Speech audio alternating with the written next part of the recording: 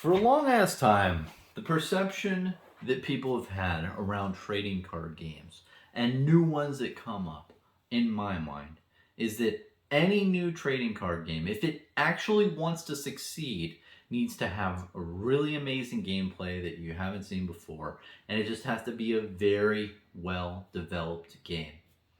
And I think recently, in 2020, 2021, we're starting to realize that a bunch of trading card games are coming out that really don't focus on playability. It focuses more on the brand and collectability. And I wanted to talk about this. I wanted to really just explore this because I think it's really proving everyone wrong. That a game doesn't have to be based off of playability in order to grow, in order to be successful, in order to start. And it really it really fascinates me because this whole shift in perception of the consumer, I think, is also shifting the perception of the creators of the games and the CEOs and the people who run the games that, hey, maybe we should focus on the investment side. Maybe we should focus on the collectors. And you might say, oh, Bronson, that's not true. Investors and collectors, they don't mean anything for a game. It's all about the players. It's all about the player base. And I think that, look at what's happened. Look at all these Kickstarters coming out raising six-figure sums for a new trading card game. It definitely looks like that sum of money is supporting new trading card games coming out and lasting a while and getting their foot in the door and getting them started. And the analogy that I want to put out, man, and the analogy that I think works great is it's like a burning fire. And what do you need to have a fire? You need logs. And I want to say that the logs are the player base. You need a constant amount of logs in order for the fire to, flame up and to do its thing and to be a frickin' fire. But in the beginning, it's hard to light logs. Have you ever tried to light just like raw wood with a lighter? It's kind of hard. It's not the funnest experience, especially if you live in Florida where there's humid weather and the logs are pretty much like big sponges that are just filled with tons of water. It's a little bit of work. Well, if you have a bunch of logs and it's hard to light, you need lighter fluid. You need tinder. And I think the lighter fluid and the tinder is investors and collectors. They put out a lot of money up front and they put a lot of capital and it makes the game look amazing. I mean, if you think about collectors and investors, you could have one person who spends as much money as maybe like 20 players combined. I mean, with even a reasonable sum, because as a player, you don't really have to pay that much to play the game. I mean, Flesh and Blood specifically. I mean, if you go to a sealed event, you're paying $30. You're paying $20. It's relatively cheap. And at the end of the day, you usually get $20 or $30 worth of cards. If, maybe even a ton more, so you could just sell and it pays for the hobby. But an investor or collector would be like, oh, well, I could buy this Exxon Mobil stock for, and I could buy like $2,000 worth, or I could buy 6 cases of this new trading card game that I know nothing about. They can move these funds relatively easy, and it simulates basically having 20 players instead of having 20 players in a game. You have one investor who's just like, I'll park money in the cardboard instead. It's a lot more fun to look at versus my Fidelity account. So I think that overall, we're really seeing these new trading card games come out, and these investors and collectors are the lighter fluid that starts the game. Now, the problem, I think, and I think that it all goes into the free Trendies era of collectibles as a whole. And I've talked about this months ago. I told you that this era was coming, that we are in this era. I think right now we're at the precipice of it coming out. There's so many new trading cards games that are coming out. A lot of them are, hyping up, and a lot of people are investing and collecting in them. And I think the problem is a lot of these games, a lot of these fires, is only lighter fluid and like, tinder and stuff. Only the investors and collectors. And then you have like a couple of twigs and leaves in the fire that's just being burned out. What's going to happen is lighter fluid only lasts so long. Once your test print cards and your alpha sets out, it's not really sexy anymore to an investor or collector. That's what it is. People know alpha and test cards are what makes the most money. After that, the print run increases. The scarcity is not as scarce as it was in the past, and it just doesn't become a good finance decision. People are out. So I think we're in an era where people are going to finally realize that things are going to go wrong. Kickstarters are going to just take all the money and run. You're going to see a lot of different things happen that is really going to scare people into not putting money into this. When will that happen? Who knows? Will that happen in 2 years, 3 years, or will it happen in 3 weeks where people don't like to put money in new startup stuff? I don't know, but it'll probably happen. And I think that overall, just to sum up, the approach that new trading card games are going to do in the future, I think is going to be more on social media, getting their brand out, getting like the investors and collectors on board, doing a proof of concept of their game, and trying to focus on those types of marketing platforms instead of the player base and forming communities. Is that a bad thing? That is what it is. And you might disagree with me, but just look at what is happening. Look at these trading card games. Look at how they're successful.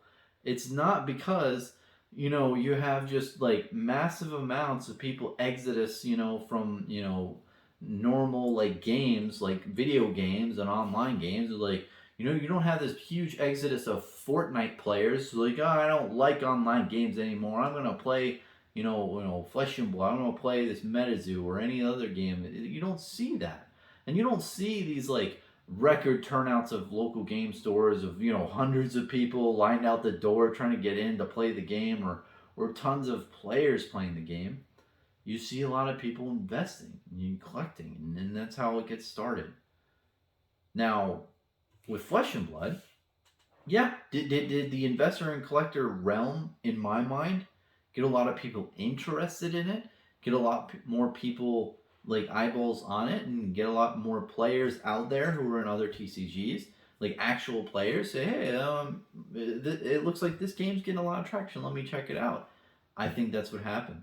And more we're going to realize that those types of players, people who actually play TCGs, are sticking around to play Flesh and Blood, who love the game, who are playing the game. I think Flesh and Blood as a whole has a shitload of logs. There's a lot of logs or people who are playing the game. It's attracting a lot of those people. Now, did it start with the whole investor collector thing? Like, did that really spur more players coming in?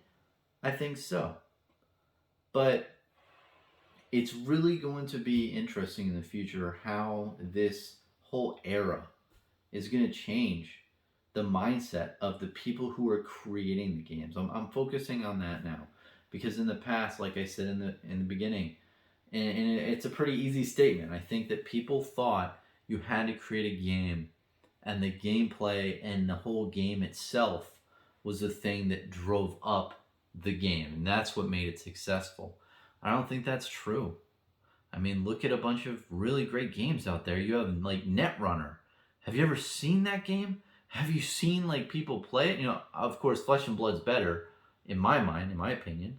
I don't want to make people confused or anything. But that was a solid game. It was really cool. The gameplay was neat, and like the whole when I looked at like the Worlds things with Team Covenant online, that was really cool. I love that.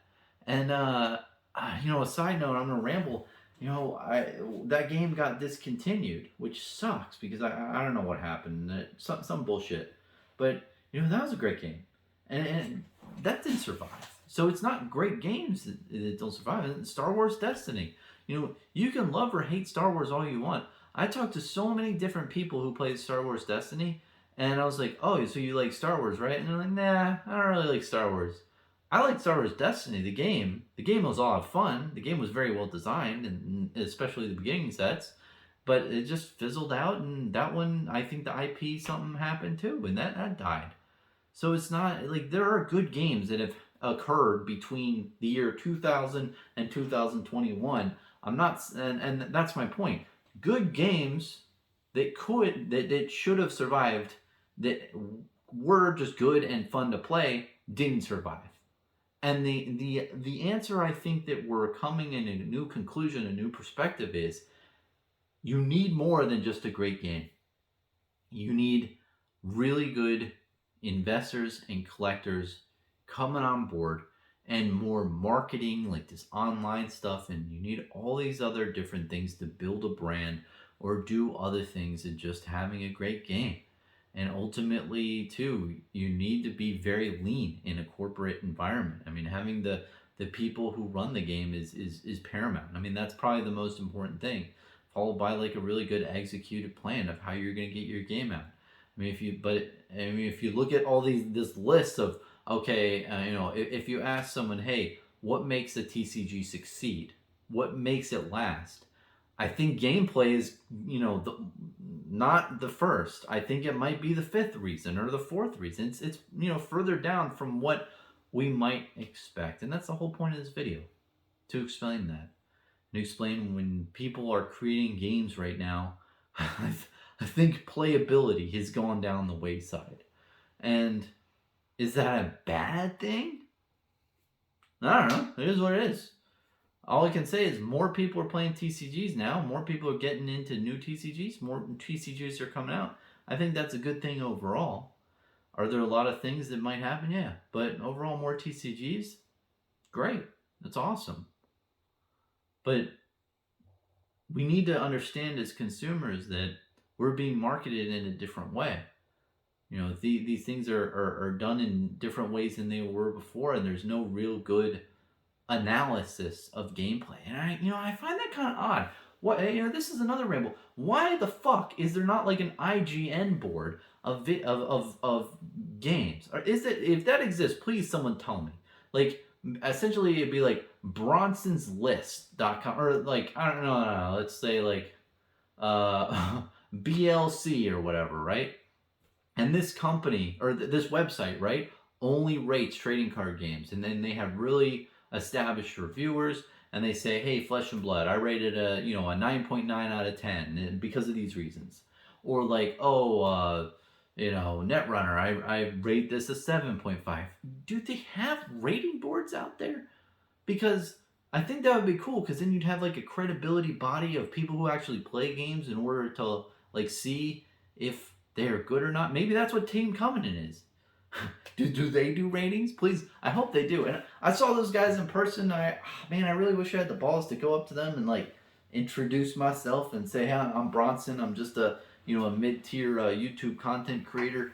I watch a lot of your videos. You guys are cool." But I guess they are kind of like that. I mean, they play a lot of trading card games. It's really fun to watch them, like, and hear what they have to say about each. And one of my a really good video that they did, it was around Netrunner, and I'm talking about the remastered Netrunner in like 2017 or something, or 2014. Don't quote me, but just hearing, I believe it was Zach's voice, and just the utter like soul crushing moment when he realized that they were discontinuing Netrunner, because he said it was his favorite game of all time, his favorite TCG, and he's like, "Hey, like I felt it." It was like when Brian from Tulare Community College heard that they were doing The Walking Dead. I mean, it was that kind of moment where it was just like an utter soul crushing thing. He just really loved the game, and it just stuck with me a little bit. There's some videos out there on YouTube. It just sticks with you. It just is there, and you're like, "Oh yeah, this is a special moment here." And it really kind of goes back into it. You need more than just a great game. You need to market it well, and you need to appeal to different market, not just players. But what I will end on and what I want to emphasize more is I'm not discounting players. Like I said before, you have the players as the logs. You have the investors collectors as the lighter fluid. Well, I feel like after a year of a TCG's launch, you don't have as much of investors and collectors, eating your shit up. That stuff's gone. So what do you have to continue the fire? It's the player base. The player base is the wood that's constantly being added to your fire. And if you have a small player base, or if it's not existent, if it's just twigs and leaves, then that shit's gonna burn up, and then it's just gonna be like, it's basically it's essentially a bubble. I don't want to use that word, but you have nobody playing your game, and nobody who's an active buyer of your product, because players are buyers, man. I mean, I practice sealed events for Tales of Aria. You churn through boxes when you're playing sealed, man, and that's the whole thing of the format. It's definitely something to where you can, be a better deck builder and stuff. But the point of the format is really to just get people to buy more product. Spoiler alert. But yeah, just that type of activity is what is a constant revenue stream for a game.